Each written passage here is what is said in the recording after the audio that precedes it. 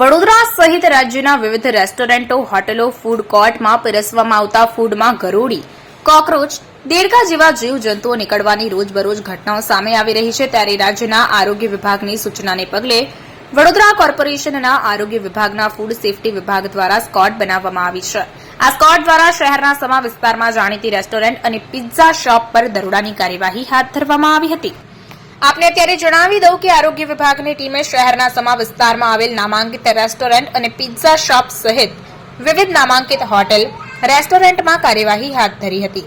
પાલિકાની આરોગ્ય શાખાના ફૂડ સેફટી વિભાગના જીવજંતુ વિરોધી બનાવવામાં આવેલા સ્કોડ દ્વારા ઓચિંતું ટ્રેકિંગ હાલમાં શહેરના વિવિધ વિસ્તારોમાં કરવામાં આવી રહ્યું છે, જેમાં હોટેલમાં શંકાસ્પદ અને ઉપયોગમાં ન લઈ શકાય તેવી અખાદ્ય ચીજવસ્તુઓનો સ્થળ પર જ નાશ કરવામાં આવી રહ્યો છે.